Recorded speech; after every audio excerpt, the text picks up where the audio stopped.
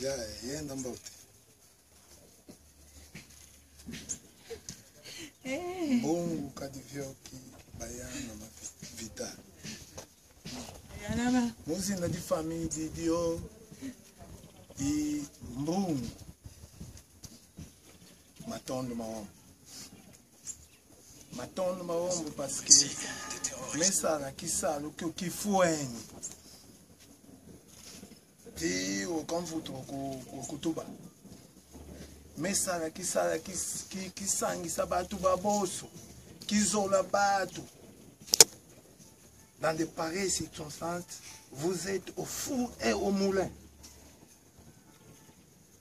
Vraiment, matondo maombo tatanzana.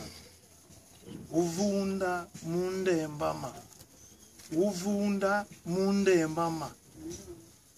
Muzina di famille mbungu. Matondo maombo. Ndisco maombo matuba. Vaingenzami. Bonga mwelani.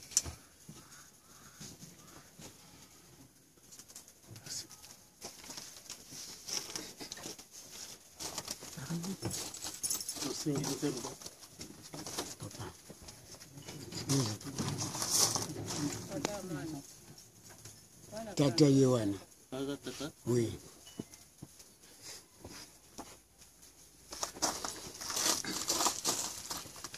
La biographie de Maître Mbungu Bayanama Kadivyoki.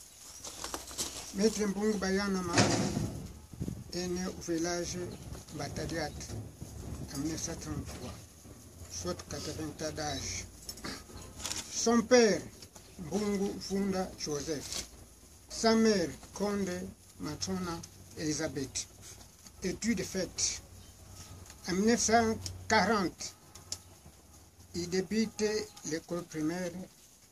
En 1944, après les études cumulées à l'école primaire, il entre au petit séminaire de Mbatakiela. Et puis, il entreprend des démarches pour qu'il puisse entrer à l'école des assistants médicaux à Kisantu. Sa vocation l'a poussé au collège Bansamboma, où il a préparé son entrée à l'université Lovanium. En 1957, il est admis à l'université Lovanium en propédeutique.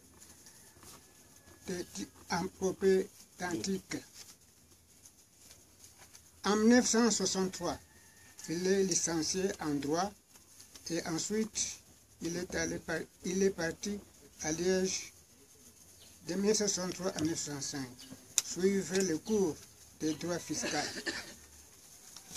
Rentré au pays, il entre au barreau des avocats de Kinshasa.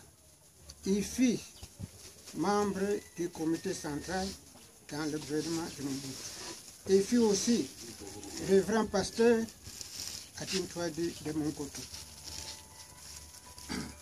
Marié à Madame Polo Ansanga, Albertine, père de 8 enfants, dont 6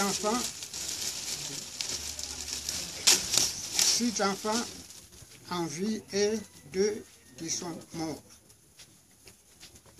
2 garçons, soit 2 filles.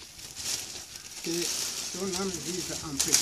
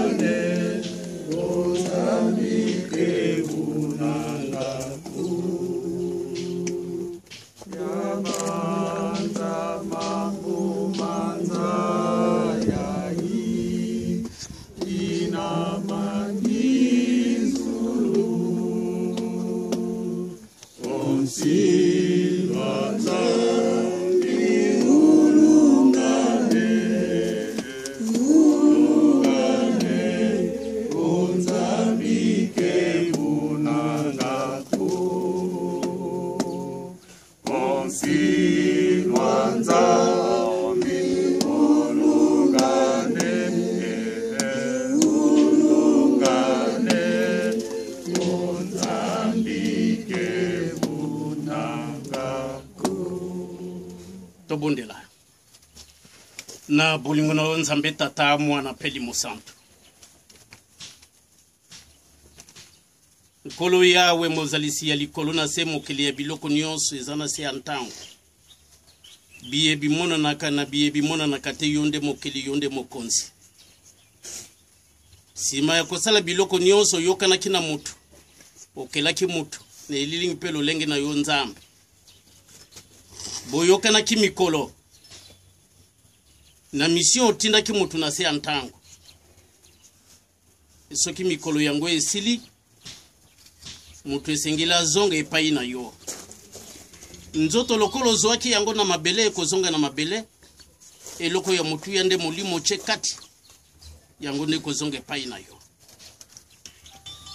nkolo yisu yo lobi botika na kende liboso kobongisela bino bisika na ndako ya tata bongo na koya kozwa moko na moko na mokolo na yepe na ngonge ko kimpa matesika ngai na kovanda bino pe bovanda lokola elaka yango elongani lelo epa ya mumbu na yo mosali monene papa Simoki Mbangu oyebi papa Vital maye nyonso asali na se antango na ntina na lingoma na yo te mokolo malelo il est resté fidèle à tes enseignements et bien sûr tozali na espoir papa soki olingaki te mbela tikalaki na biso mais lokolo pesi yango nzela c'est-à-dire mokolo bino boyokanaki tikete apema na kimia yango to senge pai na yoza la consolateur monene na kati na ba famille des amis et connaissances pe na famille spirituelle yatiki toko kanisa kantango nyonso maye aloni kati na biso lokola matei ezaleli ya kitoko yango to bengi yo nzambe na bomoi yakakita oko kwa koyama mwana na yo pamatesi ko yo ko vanda yepe avanda ebandeli ya programme na biso suka to tika ngona mabuku na yo tambulisa biso lokola bolingo na yo ezali okombo nzambe tata mwana pe mulimo santo amen.